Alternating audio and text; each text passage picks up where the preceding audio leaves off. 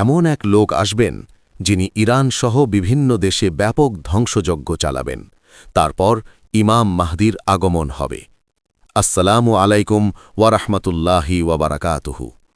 Iran সম্পর্কে ১৪০০ বছর আগে মহানবী সাল্লাল্লাহু আলাইহি ওয়াসাল্লাম কি বলেছিলেন? এমন কিছু কি তিনি বলে গেছেন যা আজ আমরা বাস্তবে দেখতে পাচ্ছি? ইরানের সর্বোচ্চ নেতা আয়াতুল্লাহ খামেনি বলেছেন, মুসলিম উম্মার ঐক্যই আমাদের সবচেয়ে বড় শক্তি। আমরা বিভক্ত হয়ে গেলে শত্রুরা আমাদের দুর্বল করে ফেলবে। শহীদ মোতাহারি রহমাতুল্লাহি আলাইহি বলেছেন, ইরানের ইতিহাস ইসলামের ইতিহাস থেকে আলাদা নয়। আমরা মুসলিম, তারপরে আমরা ইরানি, আমাদের পরিচয় ইসলাম। ইমাম খোমেনি বলেছেন, ইসলাম আমাদের শিখিয়েছে আমরা সবাই ভাই ভাই। আরব অনারবদের ভেদাভেদ ইসলামে নেই, তাকওয়াই একমাত্র চাবিকাঠি। ইরানের তেল ও গ্যাস সম্পদ বিশ্বের অন্যতম বৃহৎ। এই সম্পদ কি শেষ জামানার সাথে সম্পর্কিত? হাদিসে ইমাম মাহদির শাসনামলের বৈশিষ্ট্য বর্ণিত হয়েছে। আকাশ থেকে প্রচুর বৃষ্টিপাত, জমিনে ফসলের প্রাচুর্য এবং তখন সম্পদের ন্যায্য বণ্টন হবে।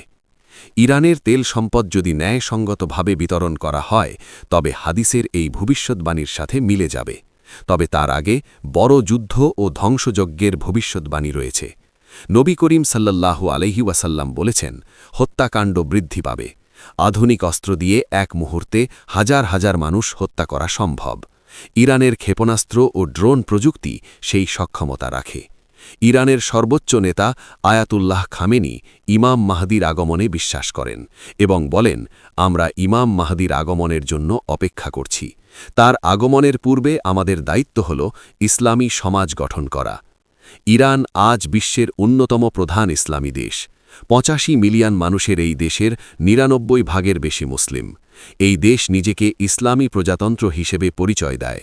কিন্তু জানেন কি, এই দেশের ভাগ্য নিয়ে নবী করিম সাল্লাল্লাহু আলাইহি ওয়াসাল্লাম কত কথা বলে গেছেন? আল্লাহর রসুল সাল্লাল্লাহু আলাইহি ওয়াসাল্লাম ইরশাদ করেছেন, আমার উম্মতের একটি দল সর্বদা সত্যের ওপর প্রতিষ্ঠিত থাকবে। প্রশ্ন হল, সেই দলে কি ইরানের লোকেরাও আছে?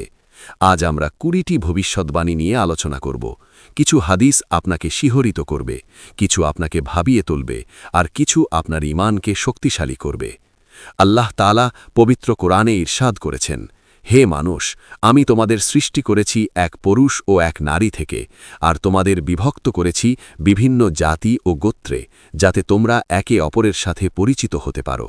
তোমাদের মধ্যে আল্লাহর কাছে সেই সর্বোত্তম যে তোমাদের মধ্যে সর্বাধিক মুত্তাকি। সূরা আল হুজুরাত, আয়াত ১৩। প্রথম ভবিষ্যদ্বাণী, সিফফিনের যুদ্ধ ও ইরান। ৬৫৭ খ্রিস্টাব্দ, ইসলামের ইতিহাসের এক গুরুত্বপূর্ণ অধ্যায়। আলী রাদিয়াল্লাহু তাআলা আনহু ও মুয়াবিয়া রাদিয়াল্লাহু তাআলা আনহুর মধ্যে এই যুদ্ধ সংঘটিত হয়। কিন্তু জানেন কি, এই যুদ্ধে ইরানীদের ভূমিকা কি ছিল? ইরান থেকে আগত সাহাবীরা, বিশেষ করে সালমান ফার্সি রাদিয়াল্লাহু তাআলা আনহুর অনুসারীরা এই যুদ্ধে আলী রাদিয়াল্লাহু তাআলা আনহুর পক্ষে লড়েছিলেন। নবী করিম সাল্লাল্লাহু আলাইহি ওয়াসাল্লাম বলে গিয়েছিলেন, এমন ফিতনা আসবে যাতে বসে থাকা ব্যক্তি দাঁড়ানো ব্যক্তির চেয়ে উত্তম হবে। সহিহ বুখারী। সিফফিনের যুদ্ধ ছিল সেই ফিতনার অংশ। ইতিহাস বলে, ইরানি মুসলিমরা সংখ্যাগরিষ্ঠ ছিল। ইরানি মুসলিমরা ছিল আলী রাদিয়াল্লাহু তাআলা আনহুর সমর্থক। যুদ্ধের পর একদল ইরানি আলী রাদিয়াল্লাহু তাআলা আনহুর কাছে এসে বললেন, আমরা আপনার জন্য জান ও মাল কুরবান করতে প্রস্তুত। আলী রাদিয়াল্লাহু তাআলা আনহু তাদের দিকে তাকিয়ে বললেন, তোমরা সেই জাতির সন্তান যাদের সম্পর্কে মহানবী সাল্লাল্লাহু আলাইহি ওয়াসাল্লাম ভবিষ্যদ্বাণী করেছিলেন। ইতিহাস সাক্ষ্য দেয়, ইরানি মুসলিমরা সবসময় সত্যের পক্ষে দাঁড়িয়েছে। দ্বিতীয় ভবিষ্যদ্বাণী, আধুনিক ইরানের ভবিষ্যৎ। এখন প্রশ্ন, আধুনিক ইরানের কি হবে? নবী করিম সাল্লাল্লাহু আলাইহি ওয়াসাল্লাম কি এ বিষয়ে কিছু বলে গেছেন? হয়তো সরাসরি বলেননি, কিন্তু একটি হাদিসে তিনি বলেছেন, আল্লাহ এই উম্মতের জন্য প্রতি ১০০ বছর পর এমন কাউকে পাঠাবেন যারা তাদের ধর্মকে সংস্কার করবে। আবু দাউদ। ১৯৭৯ সালে ইরানে যে ইসলামী বিপ্লব ঘটে, এই বিপ্লব কি মহানবী সাল্লাল্লাহু আলাইহি ওয়াসাল্লামের সেই হাদিসের উদাহরণ? অনেক বিশ্লেষক মনে করেন এই বিপ্লব বিশ্বব্যাপী ইসলামী জাগরণের সূচনা করেছিল। আজকের ইরান একটি ইসলামী প্রজাতন্ত্র। ইরানের সর্বোচ্চ নেতা আয়াতুল্লাহ খামেনি। ইরানের পারমাণবিক কর্মসূচি আন্তর্জাতিক বিতর্কের কেন্দ্র। নবী করিম সাল্লাল্লাহু আলাইহি ওয়াসাল্লাম আরও বলেছেন, শীঘ্রই বিভিন্ন জাতি তোমাদের বিরুদ্ধে একত্রিত হবে, যেমন খাদ্যের পাত্রের দিকে খাদকেরা একত্রিত হয়। আবু দাউদ। ইরানের বিরুদ্ধে পাশ্চাত্যের নিষেধাজ্ঞা, ইসরায়েলের সাথে সংঘাত, এসব কি এই হাদিসেরই বাস্তবায়ন? এসব সম্ভবত এই হাদিসেরই বাস্তবায়ন। তৃতীয় ভবিষ্যদ্বাণী, ইরানে ইসলামের বিস্তার। নবী করিম সাল্লাল্লাহু আলাইহি ওয়াসাল্লাম বলেছেন, এই দিন সেখানে পৌঁছাবে যেখানে রাত ও দিন পৌঁছায়। মুসনাদে আহমদ। ইরান ছিল সেই অন্যতম দেশ যেখানে ইসলাম দ্রুত ছড়িয়ে পড়ে। 651 খ্রিস্টাব্দে সাসানীয় সাম্রাজ্যের পতনের পর ইরানে ইসলামের বিস্তার শুরু হয়। কিন্তু এই বিস্তার সহজে হয়নি। উমাইয়া শাসনামলে ইরানীদের প্রতি বৈষম্যমূলক আচরণ করা হতো। তাদেরকে মাওয়ালি কিংবা কৃতদাস শ্রেণীর নাগরিক হিসেবে গণ্য করা হতো। হাজ্জাজ বিন ইউসুফ ফার্সি ভাষা ব্যবহার করা নিষিদ্ধ করে দিয়েছিলেন। কিন্তু ইরানীরা ধৈর্য ধারণ করল। তারা ইসলাম গ্রহণ করল, কিন্তু নিজেদের ভাষা ও সংস্কৃতি রক্ষা করল। ইতিহাসবিদ বার্নার্ড লুইস বলেছেন, ইরান প্রকৃতপক্ষে ইসলামী হয়েছিল, কিন্তু আরবীয় হয়নি। এই ভবিষ্যদ্বাণী আজ সত্য হয়েছে। ইরানের জনসংখ্যার ৯৯ ভাগের বেশি মুসলিম। চতুর্থ ভবিষ্যদ্বাণী, শিয়া সুন্নি বিভাজন ও ইরান। একটি জটিল কিন্তু সত্য বিষয়, শিয়া সুন্নি বিভাজন। নবী করিম সাল্লাল্লাহু আলাইহি ওয়াসাল্লাম কি এ বিষয়ে কিছু বলেছেন? তিনি বলেছেন, তোমরা অবশ্যই তোমাদের পূর্ববর্তীদের পথ অনুসরণ করবে। সহিহ বুখারী। এবং আরেকটি হাদিসে বলেছেন, আমার উম্মত ৭৩ ফিরকায় বিভক্ত হবে। আবু দাউদ। ষোড়শ শতাব্দীতে সাফাবি রাজবংশ ইরানে শিয়া ইসলামকে রাষ্ট্রধর্ম হিসেবে গ্রহণ করে। এর আগে ইরানে সুন্নি ইসলামই প্রধান ছিল। আজ ইরান বিশ্বের বৃহত্তম শিয়া মুসলিম দেশ। প্রায় ৯০ থেকে ৯৫% মানুষ শিয়া ইসলামের অনুসারী। এক্ষেত্রে আমাদের দৃষ্টিভঙ্গি কি হওয়া উচিত? পঞ্চম ভবিষ্যদ্বাণী, জান্নাতে ফার্সি ভাষাভাষী মানুষের সংখ্যা। নবী করিম সাল্লাল্লাহু আলাইহি ওয়াসাল্লাম বলেছেন, 4 ব্যক্তি জান্নাতবাসীদের নেতা, আমি, আলী, হামজা ও জাফর। তিরমিজি। এই জাফর কে? কেউ বলেন জাফর তাইয়ার, কেউ বলেন জাফর আস-সাদিক। জাফর আস-সাদিকের অনুসারীদের মধ্যে বহু ফার্সি বিদ্বান ছিলেন। তার ছাত্রদের মধ্যে আবু হানিফাও ছিলেন। আরেকটি হাদিসে নবী করিম সাল্লাল্লাহু আলাইহি ওয়াসাল্লাম বলেছেন, জান্নাতে প্রবেশ করবে এমন লোক যাদের হৃদয় পাখির হৃদয়ের মতো হবে। সহিহ মুসলিম। এর ব্যাখ্যায় বলা হয়েছে, তারা হবে নির্ভীক ও আল্লাহর উপর ভরসাকারী লোক। ইরানি মুসলিমরা ইসলামের জন্য জীবন দিতে কখনোই পিছু পা হয়নি। খোরাসানের মুজাহিদ, কারবালার শহীদ, ইরান ইরাক যুদ্ধের শহীদ সবাই জান্নাতের আশায় জীবন দিয়েছেন। ষষ্ঠ ভবিষ্যদ্বাণী, ফার্সি ভাষায় কোরআন তেলাওয়াত। এক ফার্সি ব্যক্তি আরবি জানতেন না। তিনি কাঁদতে কাঁদতে নবী করিম সাল্লাল্লাহু আলাইহি ওয়াসাল্লামের কাছে আরজ করলেন, ইয়া রাসূলাল্লাহ, আমি আরবি বুঝি না, আমি আমার ভাষায় আল্লাহর প্রশংসা করতে চাই। নবী করিম সাল্লাল্লাহু আলাইহি ওয়াসাল্লাম চুপ করে রইলেন। তখন জিব্রাইল আলাইহিস সালাম এসে বললেন, আল্লাহ বলেছেন, প্রতিটি জাতি তাদের নিজস্ব ভাষায় আমার ইবাদত করতে পারে। হাদিসে এসেছে, কিয়ামতের দিন আল্লাহর কাছে সবচেয়ে প্রিয় শব্দ হল সেই ইমামের কণ্ঠস্বর যিনি সুন্দর কণ্ঠে বলেন, আল্লাহুম্মা রাব্বানা লাকাল হামদ। মুসনাদে আহমদ। ইতিহাস বলে, ইসলামের ২য় শতাব্দীতে ফার্সি ভাষায় কোরআনের অনুবাদ ও তাফসীর রচিত হতে শুরু করে। সামানি রাজবংশের সময় ফার্সি ভাষায় প্রথম পূর্ণাঙ্গ কোরআন অনুবাদ সম্পন্ন হয়। সপ্তম ভবিষ্যদ্বাণী, ফার্সি বিদ্বানদের আবির্ভাব। ইমাম জাহাবি রহমতুল্লাহে আলাইহি তার তাজকিরাতুল হুফাজ গ্রন্থে ২১ জন হাদিস বিশারদের তালিকা দিয়েছেন যারা ফার্সি বংশোদ্ভূত ছিলেন। তাদের মধ্যে রয়েছেন ইমাম বুখারী, ইমাম মুসলিম, ইমাম আবু দাউদ, ইমাম তিরমিজি, ইমাম নাসাই, ইমাম ইবনে মাজা। এছাড়াও ফিক শাস্ত্রের ইমাম আবু হানিফা রহমতুল্লাহে আলাইহিও ছিলেন ফার্সি বংশোদ্ভূত। বিজ্ঞান ও দর্শনের ক্ষেত্রেও ইরানীদের অবদান অনস্বীকার্য। ইবনে সিনা, আল ফারাবি, আল বিরুনি, আল খাওয়ারিজমি এরা প্রত্যেকেই ছিলেন ফার্সি অধ্যুষিত অঞ্চলের অধিবাসী। ইমাম সুয়ুতি রহমতুল্লাহে আলাইহি বলেছেন, আমাদের মনীষীদের অধিকাংশই অনারব বংশোদ্ভূত।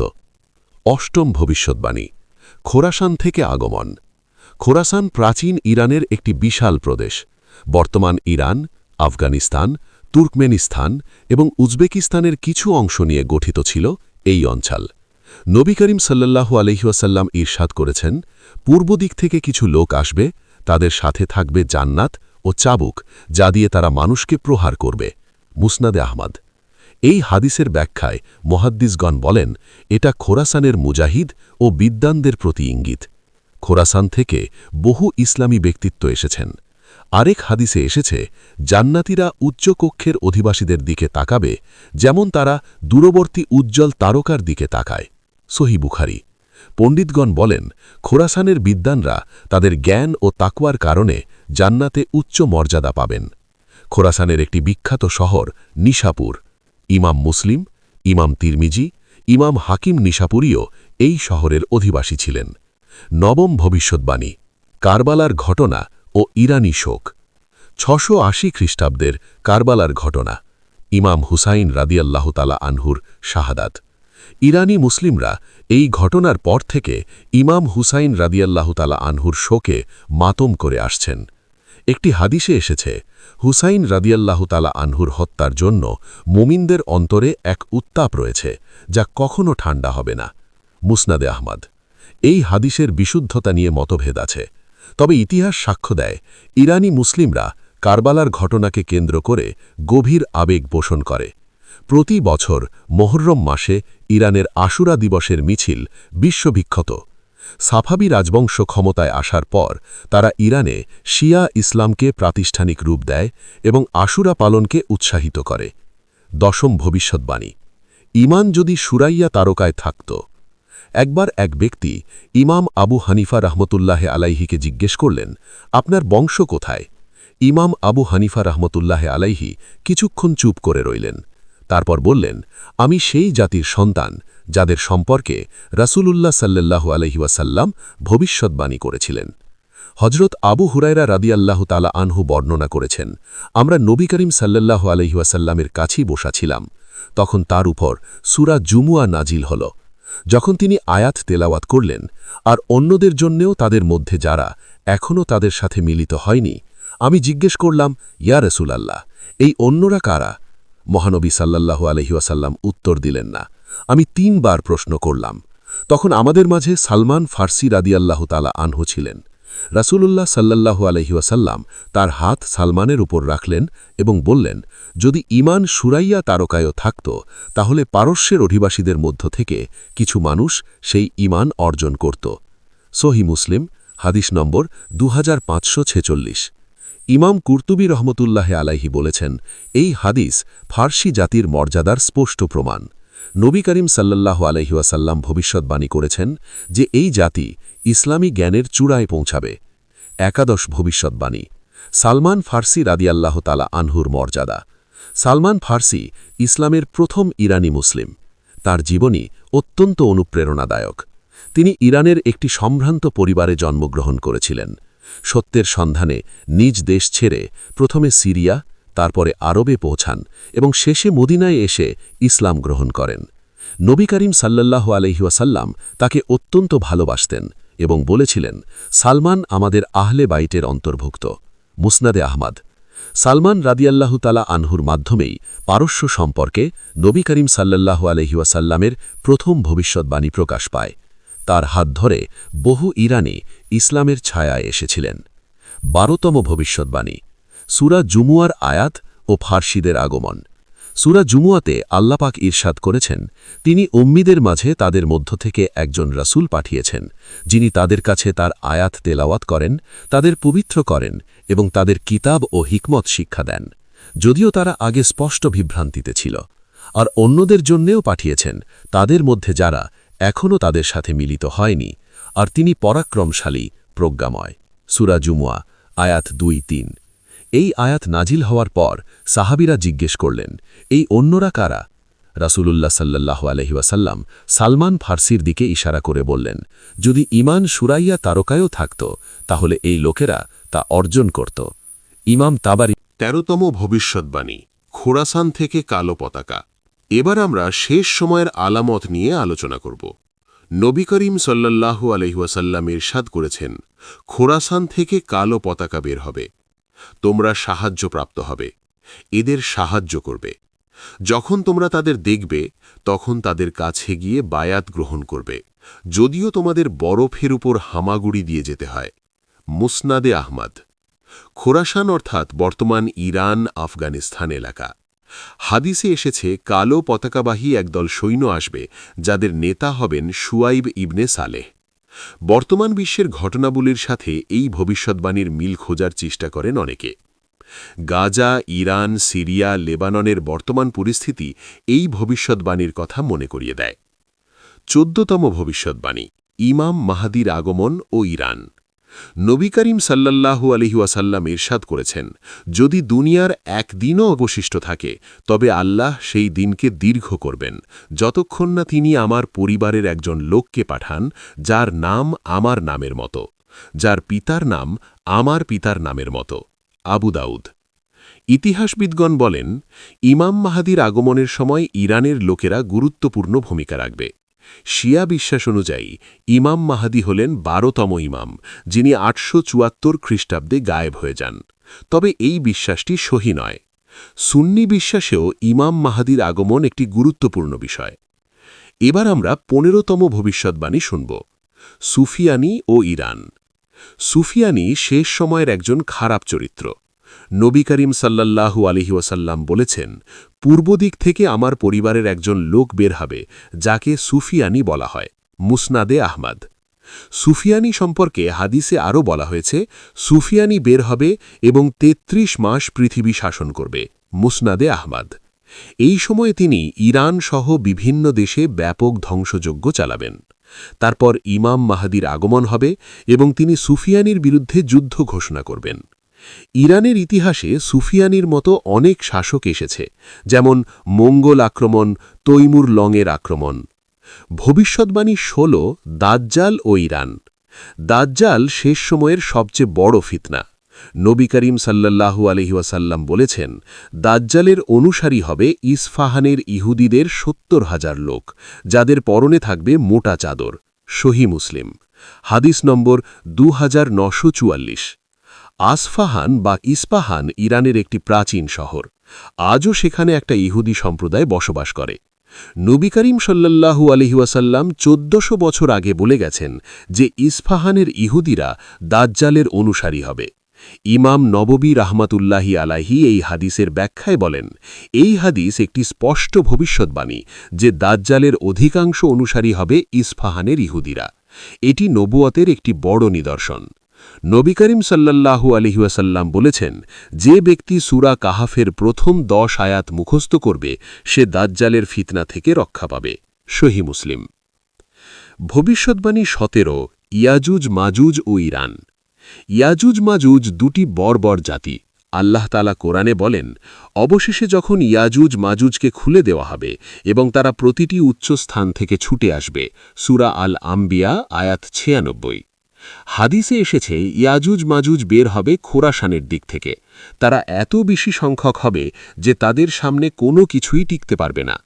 নবী করিম সাল্লাল্লাহু আলাইহি ওয়াসাল্লাম বলেছেন, ইয়াজুজ মাজুজ প্রতিদিন প্রাচীর খোঁড়ে।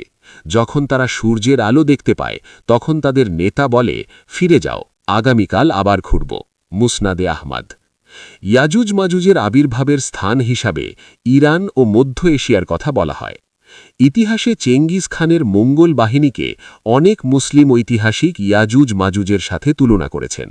চেঙ্গিস খান খোরাসান থেকে বেরিয়ে এসে সমগ্র মুসলিম বিশ্ব ধ্বংস করেছিলেন। আল্লামা ইকবাল তার কবিতায় বলেছিলেন, ইয়াজুজ মাজুজের বন্যা এসে গেল। ভবিষ্যৎবাণী ১৮, শুবিয়া আন্দোলন ও ইরান। শুবিয়া আন্দোলন অষ্টম-নবম শতাব্দীর একটি সাংস্কৃতিক আন্দোলন যা আরব ও অনারবদের মধ্যে সমতা দাবি করে। এর নেতৃত্ব ছিল ইরানি মুসলিমরা।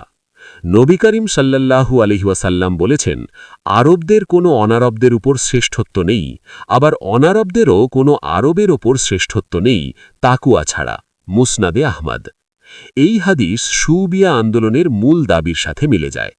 শুবিয়ারা মনে করত ইসলাম সব জাতিকে সমান মর্যাদা দিয়েছে। শুবিয়া আন্দোলনের ফলে ফার্সি ভাষা ও সংস্কৃতির পুনর্জাগরণ ঘটে। ফিরদৌসির শাহনামা, রুদাকির কবিতা এসব এই আন্দোলনেরই ফল। আজকে আমরা কয়েকটি ভবিষ্যৎবাণী নিয়ে আলোচনা করলাম। কিছু ভবিষ্যৎবাণী স্পষ্ট, কিছু রহস্যময়, কিছু বর্তমান ঘটনার সাথে মিলে যায়।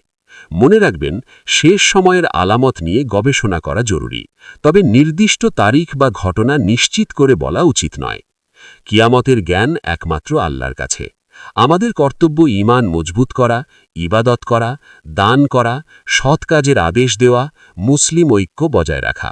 নবী করিম সাল্লাল্লাহু আলাইহি ওয়াসাল্লাম বলেছেন, মুসলিম মুসলিমের ভাই, সে তার ওপর অত্যাচার করে না এবং তাকে অসহায় অবস্থায় ছেড়ে দেয় না।